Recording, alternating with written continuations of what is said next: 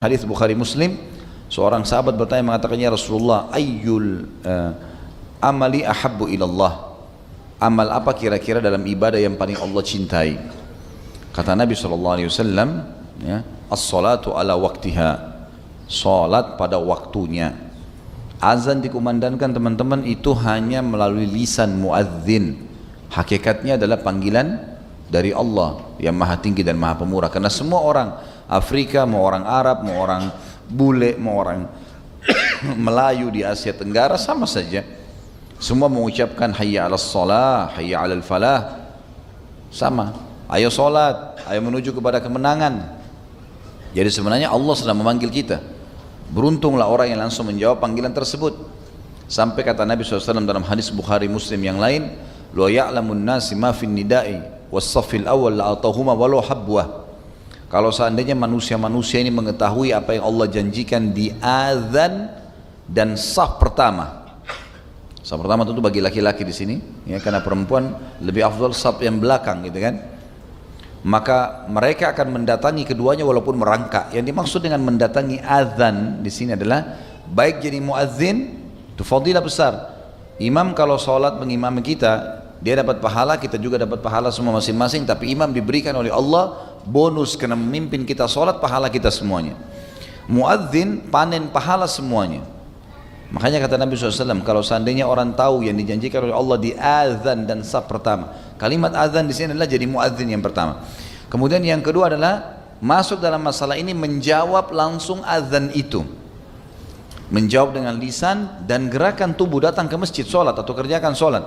Sebagaimana sabda Nabi SAW dalam hadis yang lain juga sahih, kalau kalian dengarkan muadzin mengucapkan azan, maka ucapkanlah yang seperti dia ucapkan. Kecuali di hayya 'alas shalah dan hayya 'alal falah, ucapkanlah la haula wala quwata illa billah. Ini berarti fadilah juga. Masuk dalam masalah ini Allah janjikan pahala yang besar. Makanya kalau dengar azan teman-teman berhenti sebentar, sejenak, dengarin. Yani, ucapkan seperti itu. Atau kita lagi dengar radio di mobil, lagi azan, jangan dimatikan.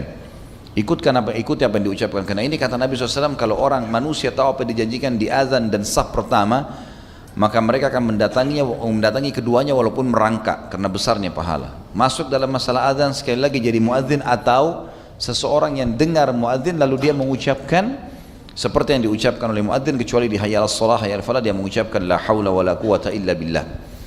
Masuk dalam masalah ini adalah segera datang untuk mengerjakan sholat, menjawab panggilan azan itu. Ini juga masuk di dalam fadilah hadis tadi.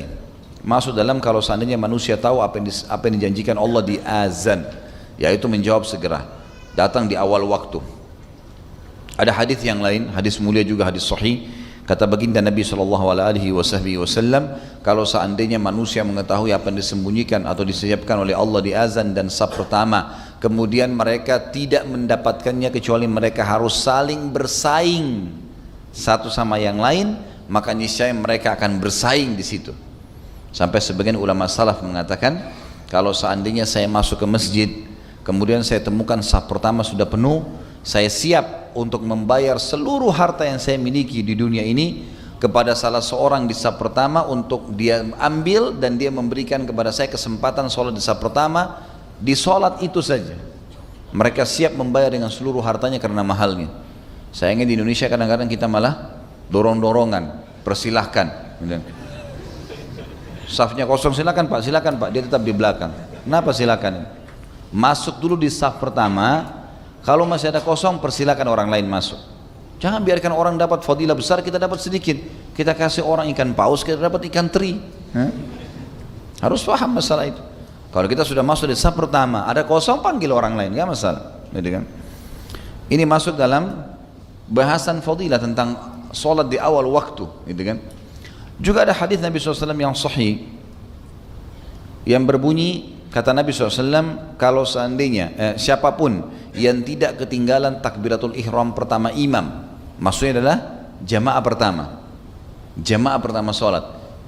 Jadi begitu azan iqamah pertama, ini tidak masuk dalam jamaah yang kedua, jamaah yang ketiga masuk di masjid. Jamaah pertama yang mempunyai fadilah. Siapa yang tidak ketinggalan takbiratul ihram imam, ya, takbiratul ihram pertama imam, maksudnya adalah Pertama dia takbir di rakaat pertama, dan juga masuk dalamnya adalah awal jamaah yang pertama.